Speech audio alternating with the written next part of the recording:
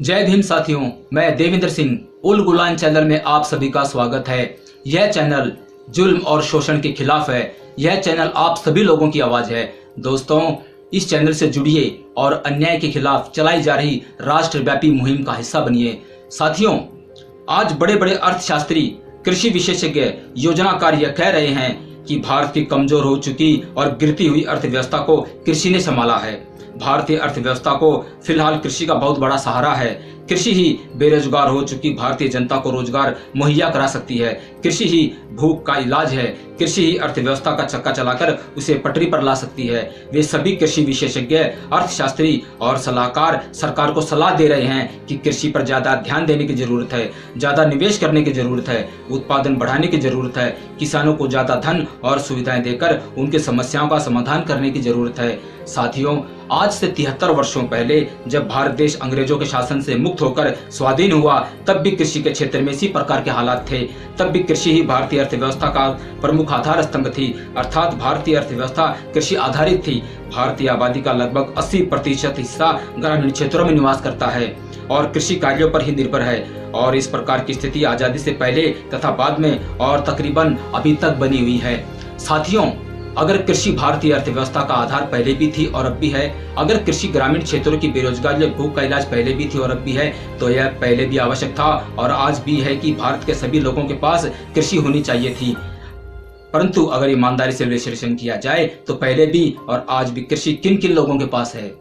साथियों, कृषि पहले भी उच्च कहे जाने वर्गों के पास थी और आज भी उन्हीं लोगों की बपौती है। अनुसूचित कहे जाने वाला समाज तो पहले भी भूमिहीन था और आज भी भूमिहीन है। इस बात का बिल्कुल साफ और सीधा सा अर्थ यह निकलता है कि अनुसूचित कहे जाने वाले समाज की गरीबी, बेरोजगारी और भूख का कारण है इनका भूमिहीन होना, इनके पास कृषि का ना होना।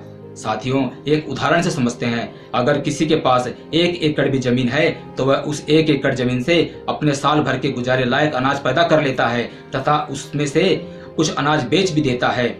उस फसल से उसके दूध वाले पशुओं के लिए भूसा तूड़ा मिल जाता है। वर्ष भर के लिए वह उस खेत से पशुओं के लिए हरे चारे का इंतजाम कर लेता है। आधे या ज्यादा खेत में सब्जियां उगाकर वह अपने परिवार के लिए सब्जियों का इंतजाम कर लेता है। दूध को और सब्जियों को बेचकर वह नकदी पैसों का इंतजाम भी रखता है।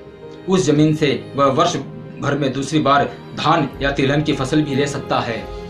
इसके अलावा सरकारी मदद के तौर पर उसे विभिन्न प्रकार की सब्सिडियां मिलती हैं, जैसे बीज पर, खाद पर, कीटनाशक पर, ट्यूबवेल कनेक्शन पर, बिजली के बिल पर तथा सहकारी समितियों की तरफ से बहुत सस्ता आसान किस्तों का लोन मिलता है।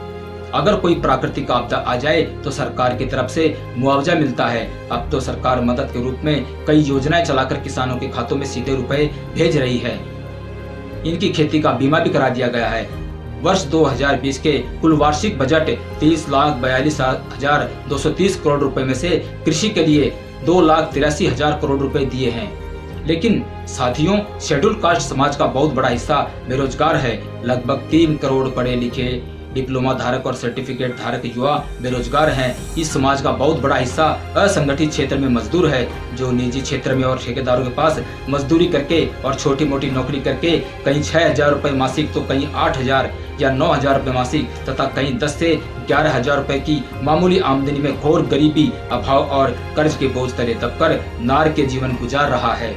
SC तथा ST के तकरीबन सभी लोग भूमिहीन हैं। ये लोग दूसरों के खेतों में मामूली पैसे में मजदूरी करते हैं। वहाँ इनका हर प्रकार से शोषण होता है, इनका अपमान भी होता है। साथियों, अगर भारतीय अर्थव्यवस्था कृषि आधारित है तो अनुसूचित जाति के लोगों की कृषि कहाँ है?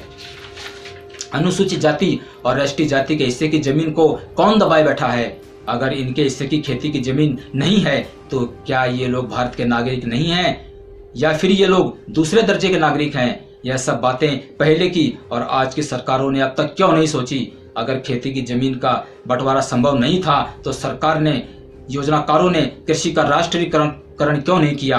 कृषि कार्यों को और उसकी सारी जमीन को सीधे तौर पर सरकारी नियंत्रण में क्यों नहीं लिया गया? वहां सरकार स्वयं पूर्ण निवेश करते हुए वैज्ञानिक तरीके से खेती करती, ग्रामीण बेरोजगारों को उसमें नौकरी देती, वह नौकरी भी सरकारी होती, सभी लोग समान होते, ऊंच नीच व अमीर गरीब का भेद नहीं होता। कोई उच्च वर्ग का व्यक्ति जमींदारी के घमंड में SC वर्ग को जाति सूचक शब्द कहकर अपमानित ना करता।